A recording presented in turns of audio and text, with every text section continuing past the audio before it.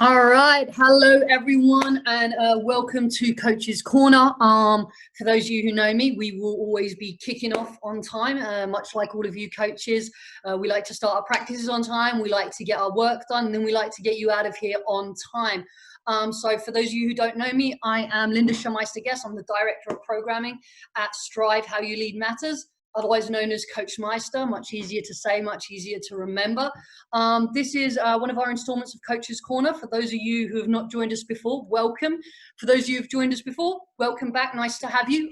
This is a space where, kind of like a halftime or a timeout, we quickly huddle up, put out some pointers, put out some tips that we can maybe try out in the next play that we're trying, and see how they work. So today we're going to be focusing on the topic of empathy and what that looks like, what that means, and what it could look like right in this moment in time, and then also when normal happens again. Who are we? What do we do? Why are we even here? Check out some of our online social media for other tips, tricks, resources, and kind of a bigger spread of what it is we're doing outside of just these cool sessions. We are an organization, a nonprofit that works all around the country, delivering character-driven leadership curriculum. We truly believe that how you lead matters. We believe that the components to leadership and the components to creating intentional cultures need to be taught and practiced in the same way that we do with all of our other sports skills. If there's a weakness in our left hand or how we use our right foot, we break that down. We spend time practicing. We invest in that. And we believe that the same thing should be happening with some of these so-called soft skills that we have in life, right? These character-based leadership traits. And so what we do is we hold workshops and retreats and summits and a whole array of activities where we deliver practices and activities and information in the same way that you may be delivering your sport with these skills. So today we're going to do that with empathy, right? Instead of just saying, wish you were more empathetic, it's like, well, that's like saying, I just wish you were a better player. Right? Let's give each other the tools, be it to our peers, be it to our players, to actually be better, right? So today we're going to kind of have this imaginary toolbox where you may already have some of these tools. You may just need to sharpen up some of the tools. You may to be like, I'm really good when we're in person, but I need a new tool to do that in this new space, right? So we'll go into it with kind of like, what's the theory? Like, what are we even talking about when we're talking about empathy? Why is it important? And then going, what does it look like? What does it look like, and what could it look like? Okay. For those of you who are big readers, Daniel Goleman, absolute genius, really hunkers in on this in emotional intelligence, right? This idea that emotional intelligence is actually your defining factor if a person is going to be successful in a place of work or within a team, rather than their IQ, their kind of standardized academic knowledge. What that means is, how aware of themselves are they, right? That orange pillar here, right? Like, what do I know about myself, my emotions, what I'm good at, what I'm bad at, where my weaknesses are, how I interact with others? When I have that awareness, how do I manage that, right? How do I manage when I lack motivation? How do I manage my energy? How do I manage my anger, right? How do I manage my reactions? And then you start thinking about, well, if I know that about myself, how can I read that in other people? How can I recognize that in other people? And then one step further into the blue, right? Like, how do I help manage that? And so that's what we're kind of going to cover in today, is how can we be self-smart, right? Like, how do we know about ourselves? Like, what do I know? What are my lenses? Who am I? What do I bring to the table? And how can I read others? So when you think about this, about your players, is how are they coming onto the field knowing like, I'm good at this, I feel this way, this influences that. And then how can we also be them intelligent in how they interact with their teammates, or even how they interact with you, right? We want them to be leading in a 360-degree way. We want them to lead towards you, their peers, and those coming in, right? So that's what we're really going to hunker down and think about. So let's ground ourselves in just a quick definition. Oftentimes, a lot of us talk about empathy as like walking in each other's shoes, which I think is really cool. But I want to push you to think about that even more. I love this quote from To Kill a Mockingbird, which is like actually wearing someone's skin, right? Like there's something about trying on some shoes and having a bit of a walk around. There's a commitment level there, but like looking like, sounding like, feeling like, right? Experiencing the world the same way someone else does, like that's a step further. And I want to push us as coaches to really take this seriously. and think about, like, when we interact with others, when we try and look at things from the perspective of our players, are we taking a quick pop in, like 3-day vacation into those shoes? Or are we saying, all right, like, for real, what does it feel like to be a player on my team, to be in my practice, to be a member of my halftime talk? Like, what is, like, let me sit in that with them, right? And that'll give you feedback on adjustments, on things we can think about. The biggest thing right now in this moment in time, and I cling to this every day, is same storm, different boats, right? As coaches, we're experiencing this current, quarantine, COVID-19 storm differently. Our players are experiencing it differently. And all that to say is that that's the same in real life, is that we're not all showing up at practice in the same space. Even though we may be about to have the same practice or play in the same game, we are coming there in a whole array of different boats, right? For those of you who coach rowing, this is a great analogy. For others, you might just be having to stretch a little bit here, right?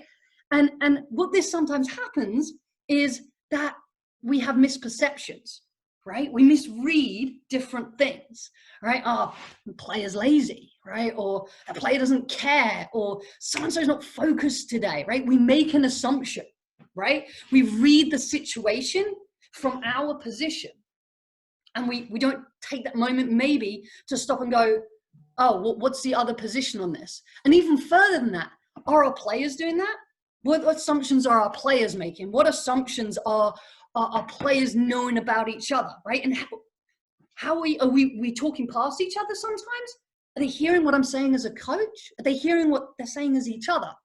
So, we ask ourselves, how can we get to a place where we know where everyone's coming from? Are they hearing things I'm coaching? Are they understanding what I ask of them? Are they interacting with each other? Are they each other smart, right? Because in a situation like this, if some of you may have heard this story, the 6 blind men and the elephant, right? Is that in that moment in time, everyone truly, truly believes they are correct. And the evidence they have in front of them, really almost 99% proves that they are, right? Like the blind man touching the tusk, he's like, it's a spear, right? I have all the proof I need to decide this. Now think about this with your teams. How often, right, do you have players who are like, I know the best starting 11. And you as a coach, like, you don't know all the stuff I do because I know the ins and outs of the team. And you're like, I'm a coach. I know everything. I've seen it. I've been watching you guys. And could it be that actually there's a tiny piece of information missing that you don't know about, either of you two, right? And that might not just be starting 11, or that might be, I know I used to be like, I'm doing an easy practice today. And by the end of the practice, my players are lying on the floor and they're like, you told me it was a yellow practice, right? I used to break my practices red, green, and yellow. And I'm like, oh, I thought it was green, right? So just how are we interpreting things, right? How are we ensuring that we're on the same perspective?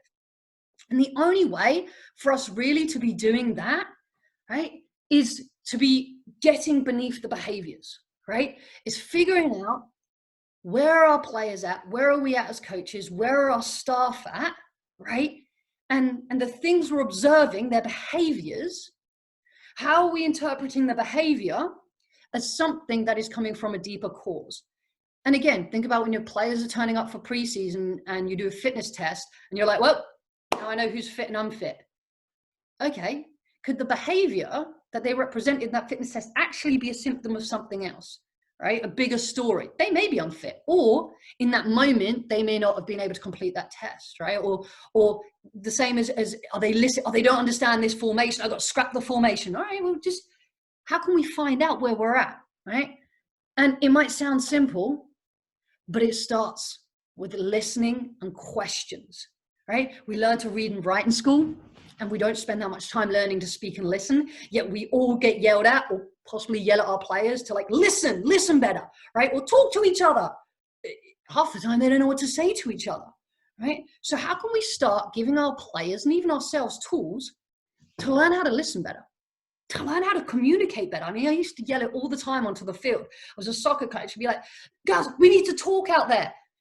Half the time I think they're like, what would you like us to talk about? Like, what would you like us to communicate about, right?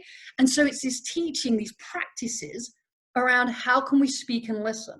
What does this have to do with empathy? Well, how are you going to gain an understanding of somebody else's perspective without speaking and listening.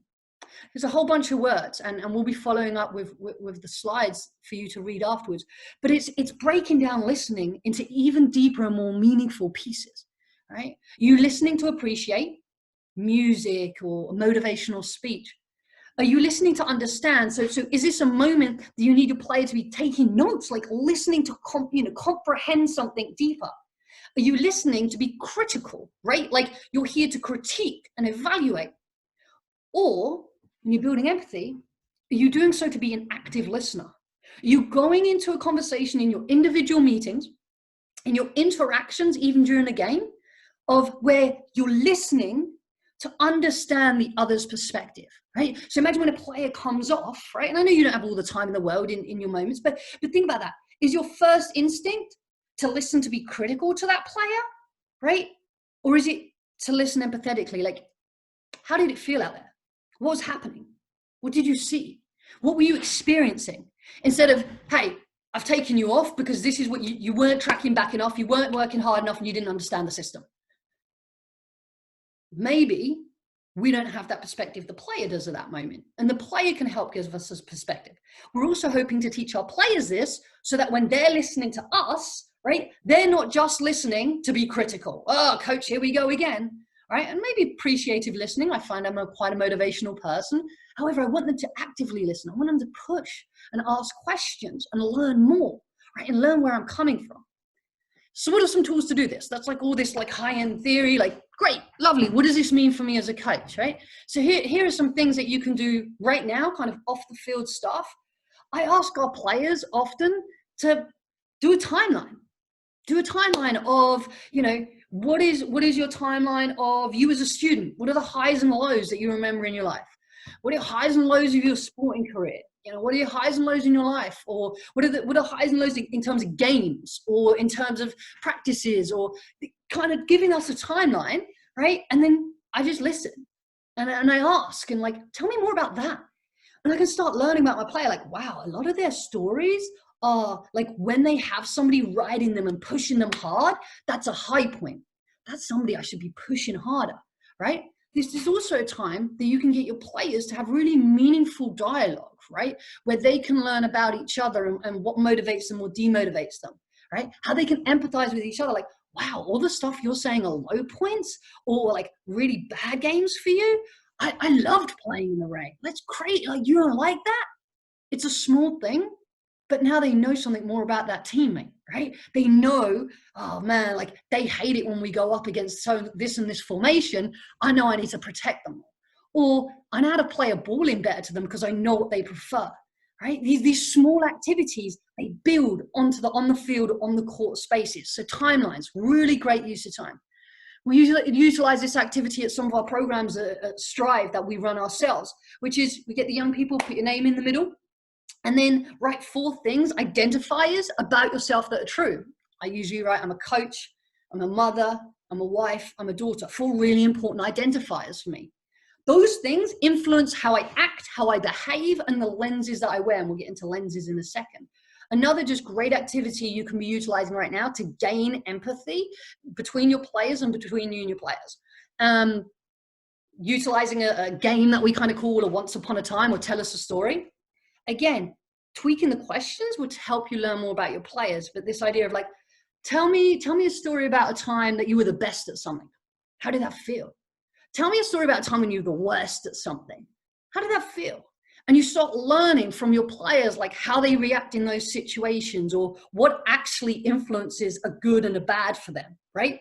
Again, you're gaining this knowledge as a coach because like Eckhart Tolle says, with awareness comes choice. Now you have awareness of a little bit more perspective of your players and they have of each other. And now you can make some choices how you interact with them. I always said as a coach, I treat everyone equally, but I don't treat them the same.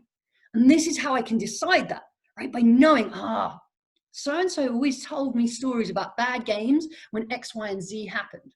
I've got to find ways to position them to be able to have the best kind of game or the best practice. Or I heard that the best way for them to learn was video. I've got to hunker down with video with them, whatever it is, right? And of course, it's not all about the on-the-field stuff. You're building that relationship with them. So hopefully most of you have heard about the what I call the golden rule, okay? You know, treat others as you wish to be treated. Empathy is about one step further than that. Treating others as they wish to be treated, right? This moment of like wearing their skin, right? It's not about, well, man, I loved being yelled at, encouraged, ridden hard, pushed to the edge, right? When I'm really suffering, I need someone to be like, go harder, go harder. But like when I started doing that to all my players, there was players who just crumpled, who were like, you're like abusing me, like I'm done. It's because I never realized like, oh, well, how do you like to be motivated? How can I get the most out of you? How can I treat you the way you wish to be treated instead of just the way that I thought I was, right? And I've got to go back to kind of those multidimensional self, is asking myself, well, what are my lenses and my experiences that have informed the decisions I've made, right? So I go back to, I said I was a coach, I said I was a mother, I said I was a wife, I said I was a daughter. Well, my upbringing, right, that's going to influence how I coach. My previous coaches are going to influence how I coach. Those are the lenses, and we can go deeper on this, right? They're not just sports related, but my lenses affect how I look at a situation, how I look at relationships, right? So ask yourself as a coach, what lenses are you bringing into every practice and interaction with your players? A lot will probably be influenced about your personal experiences in a sport and with other coaches, good or bad. And that influences your perspective. Right? So again, this isn't about a right or wrong perspective, right? These are all some really cool perspectives to take, but it's about finding out what made you have that perspective. Somebody's looking at that tree thinking I can build furniture out of them because of their background in carpentry, right? So when somebody says, oh, we've got a really hard game coming up, the way they look at that game is going to be influenced by their lenses, right? By their past experiences. And the only way we can know that to maximize what we get out of a person is by being empathetic, by listening, by asking questions, by building that relationship. Also, for all of those of you who were budding scientists when they were younger, it's just like having a microscope, right? It's just like having a microscope. When you put something underneath, you don't just see the clearest picture like, I've got it. So just saying like, what's your best performance? Great, now I have the answer. It doesn't work like that. It's about adjusting it and asking more questions and giving more activities and having more moments between you and the players between themselves where you're adjusting till you can see where they're coming from. And it's all about saying, well, can you tell me more about that? Tell me a story. Help me understand why. And then actively listening and creating situations and opportunities for your players to have that interaction. So right now, maybe having a lot of Zoom meetings, having your players have those kind of conversations and pushing them to one person speak and one person ask the question, getting them to learn about each other so that they can help out, right? When we look at something like this, right, when we ask ourselves, what are days when you don't work hard, right? Or what are days when you aren't paying attention? You probably have a whole list like, man, I've been up since 5. I haven't had a lot to eat. I've got 3 other jobs I'm working. I've had to teach this class. My dog's sick. You have genuinely good excuses. And I don't want to call them excuses. They're reasons. They're perspectives. But usually when you then ask yourselves, why do others? We label them a little bit more. I know I used to do this. I would arrive at preseason relatively fit. But the first couple of days had jet lag. I was getting used to humidity again, and I wouldn't maybe do as well as I could. But the other people who weren't doing well, like they were lazy that summer. They just didn't work hard. They weren't as committed to the team. I mean, I was committed to the team. They weren't. I had my reasons and I had my perspective. But so asking ourselves these questions and giving these opportunities, right, to have these kind of moments with our team, like, hey, ask each other these questions, get these perspectives. And also for you as a coach, hey, help me understand. Why might you not be motivated? What might be happening? All right. So again, I'll leave you with a couple of quick tips and tools as we come to the end here. What are some ways we can do this? What are some ways we can build empathy between each other with our team? All right. How can we get awesome at empathy? Is building feedback loops. In all these different moments, have a way that people are giving feedback via text, via email, in conversations, right? When you're picking captains or about your conditioning or how do we feel about team bonding? How are you building in feedback, right? Was that hard or was it easy? Was that good or was that bad? How did it feel? Did it match what you needed? Asking those questions, right, is going to give you a bigger perspective. And then you can share that perspective. Hey, like the majority of you thought that was really easy today. The majority of you didn't like that, right? Gaining empathy and perspective, giving each other that. Building right now, asking people, hey, what are your core values? Can you build something out of it and describe it to me? Right? And you're on a Zoom call and people are building stuff out of Legos or vegetables and fruits or drawing. And by doing that, they're sharing perspectives, right? And they're hopefully having a little bit of fun, right? Set up one of these grids by yourself. Okay, set up a grid that people can fill out. And like on any given day, why do you, and then decide what those topics are. Have people fill them out, have people share. And again, you're sharing that perspective. And lastly, putting up a picture and saying, what does this picture mean to you? Right? Picture of a soccer ball, picture of a stopwatch, picture of a book. Hearing people tell stories, right? It's a gallery, or tell stories about what they feel and what perspective they have. And again, you could put up a picture of a game you played in last year and go, what do people remember? And you're learning from them what they see, what they felt, and you're gaining that empathy. So those are just hopefully some tips, tricks, and tools that you guys and girls can all utilize and can all use. We are planning on having another coaches corner in 2 weeks time. And we've sent out a poll for those of you who've already received it. We'd love to hear from you what topic you want next. These are some of the topics we offer. This is the work we do year round in all different types of arenas, from like 90-minute workshops, 3 hours, to full-day, multiple-day retreats, both for adults and for young people. So if that's something you are interested in, please feel free to reach out directly to me. We are looking at kind of discounting things right now, especially as we're going online, or even then as we do in person, as you join our community here at Strive by being